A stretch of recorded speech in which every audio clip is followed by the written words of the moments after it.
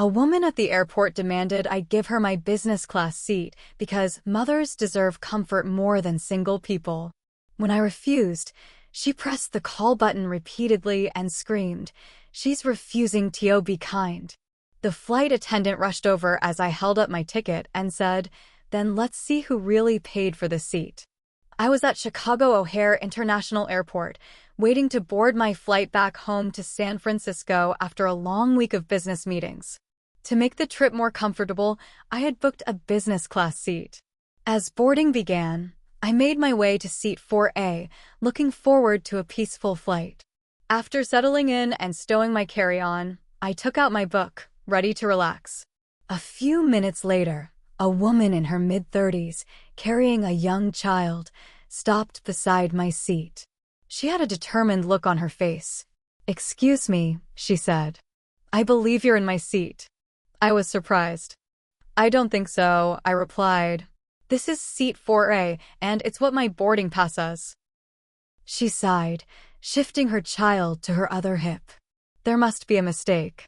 I specifically requested the seat because I'm traveling with my child. Mothers deserve comfort more than single passengers."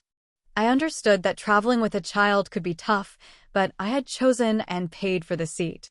"I understand it's challenging," I said, "but this is the seat I was assigned."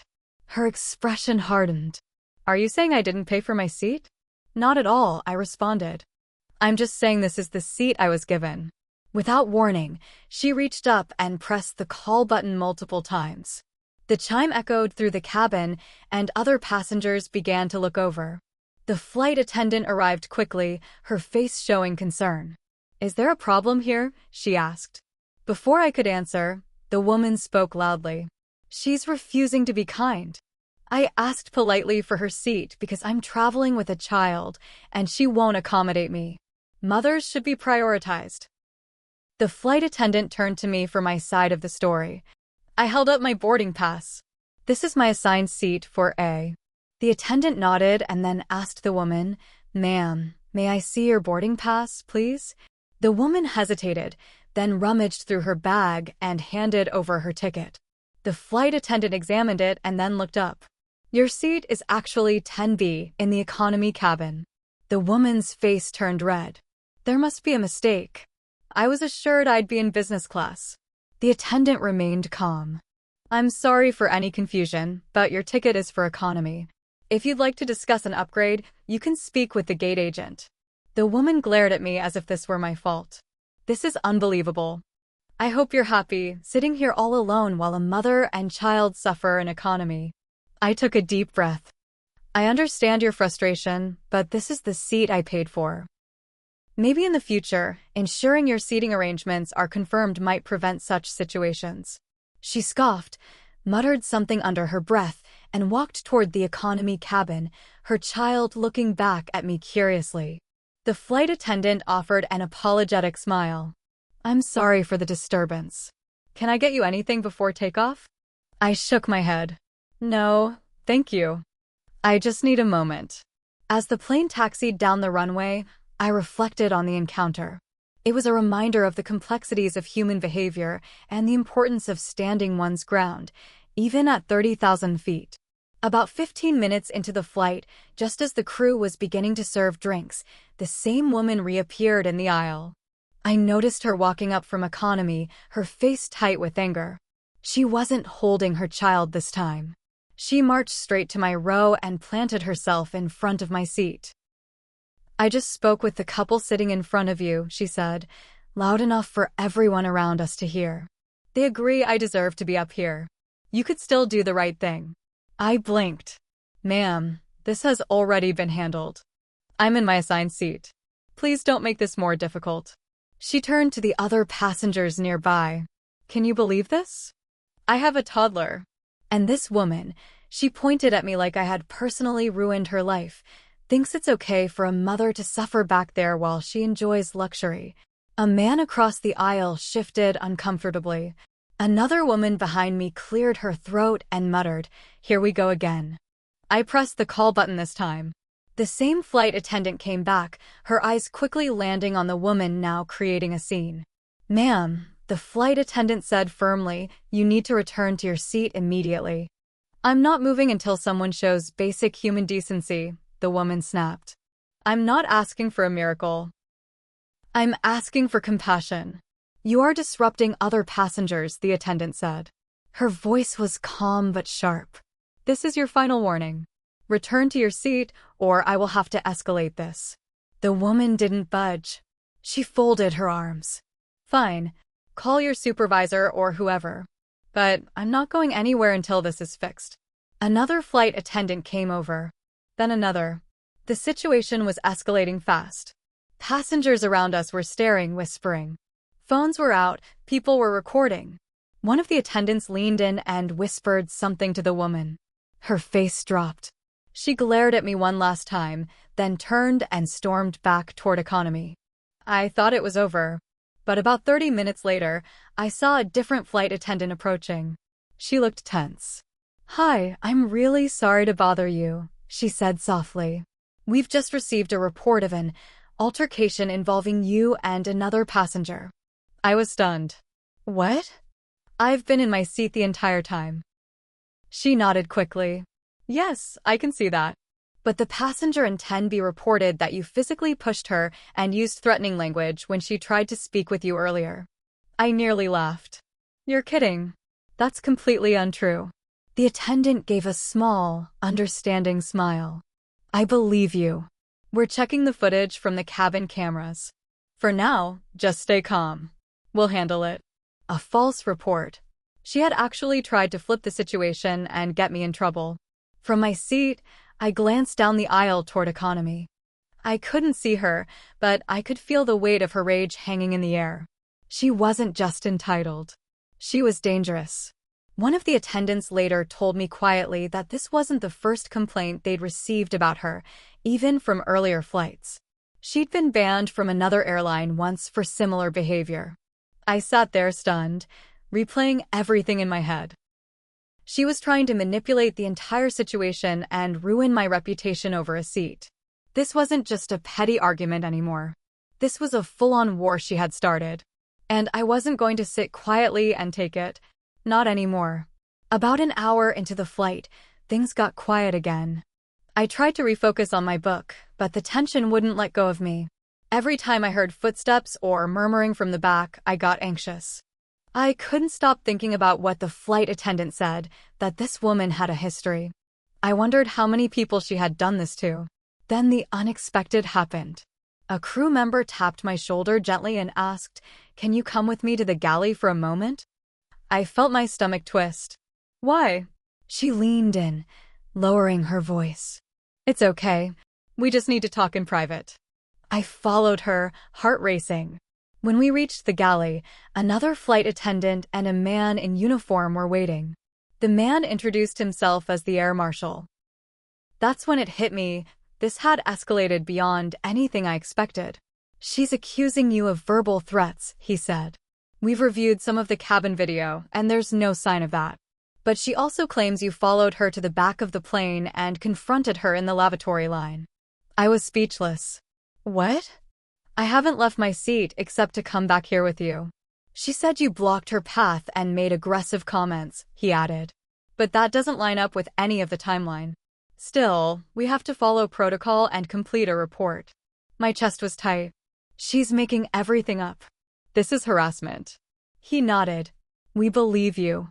But here's the thing, she told another passenger that you were drunk and acting unstable. So now we're also getting secondhand statements we have to include." "She's building a case," I said, barely believing the words.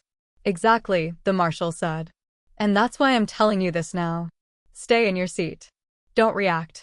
Let us handle her." I went back to my seat, mind racing. I couldn't believe how far this woman was willing to go over a single seat. She was trying to destroy my credibility, maybe even get me flagged. What would happen if I ended up on some airline watch list because of her lies? 10 minutes later, another twist. The couple sitting in front of me, middle-aged, quiet up until now, turned around and passed me a folded napkin. "We heard what she said about you. She's been walking up and down the aisle talking to other passengers, trying to get people on her side," the woman whispered. We just want to help. On the napkin was a list of 3 seat numbers.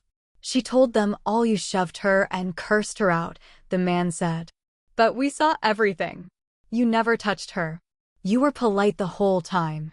I nodded slowly, heart pounding. Thank you. Thank you so much. That wasn't the end.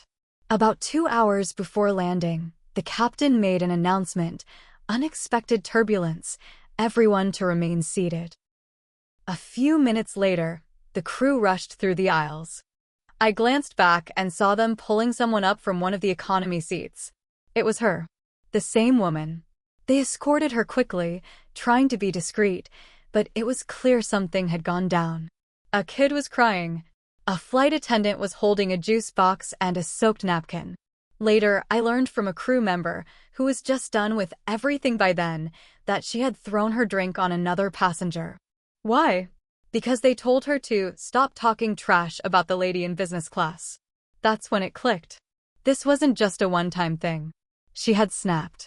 She lost control of her story and lashed out at someone who didn't play along. The air marshal didn't come back to me again after that. But I noticed him walking down the aisle, speaking quietly into a radio. There was no more talk of verbal threats from me.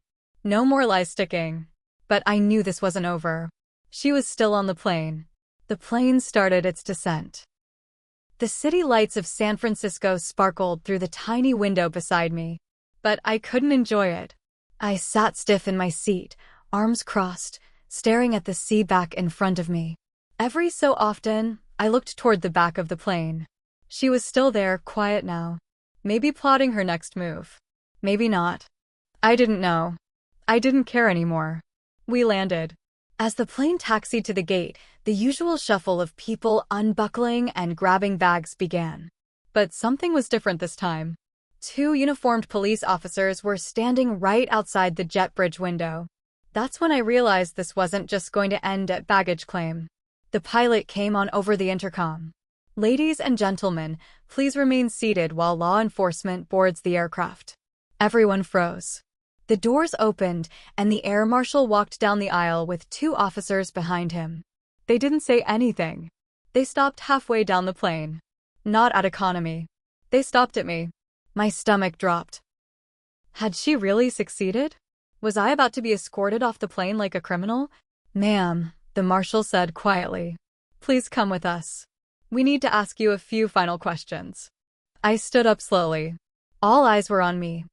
I could feel the burn of people judging, whispering. Some looked at me with sympathy.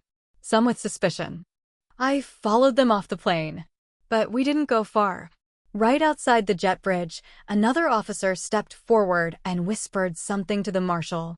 He turned and looked at me, then back at the plane. All right, he said, his voice louder now. Bring her out. One of the flight attendants walked back onto the plane. 30 seconds later, the woman from 10B stepped off, holding her child, acting like she didn't know what was happening.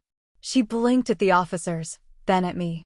And then one of the passengers who had spoken up on my behalf earlier, one of the couple from the row in front of me, came walking out right behind her. She lied about everything, the woman said loudly. She told us she was going to get her seat no matter what it took. She said she was going to make this woman's life hell. It was loud enough that others were beginning to spill out from the jet bridge behind her. More passengers nodded, backed up the story. Some even pulled out their phones, showing the officers the video footage they recorded earlier during the flight. Everything came crumbling down. The police looked at the woman. Ma'am, you're being detained for questioning. Please come with us. Her face changed instantly. Wait, what? No, she's lying. She stole my seat. She assaulted me. No one assaulted you, the air marshal said firmly. And the seat wasn't yours. You caused multiple disturbances and made false allegations. That's a serious offense. She tried to argue, to scream, but one officer gently took her by the arm and led her away. Her child cried, but a female officer stepped in to help calm the little one. I stood there, silent, trying to breathe. I felt sick, but also relieved. The officer turned to me again. Do you want to press charges? I didn't answer at first. Then I looked her straight in the eye. Yes, She tried to twist around and yell something at me, something about how I was selfish and heartless, but no one was listening anymore. Later, while I was giving my statement inside the terminal, one of the flight attendants came over and quietly handed me a voucher. "We upgraded you to first class on your next trip," she said. "Also, thank you for staying calm. Not everyone would have handled that the way you did." I smiled barely, but I couldn't stop thinking about something. I realized I had made a mistake too. Not at first, not by refusing to give up my seat, but by staying quiet too long. I let her lies grow because I didn't want to seem dramatic or start trouble. I didn't record the first encounter. I didn't call the flight crew earlier when she started walking around and talking to passengers. I had let her push the line. Never again. I walked out of the airport that night tired, drained, and still rattled. But I also walked out knowing one thing for sure: some people will go as far as they can until someone finally says enough. And this time, that someone was me.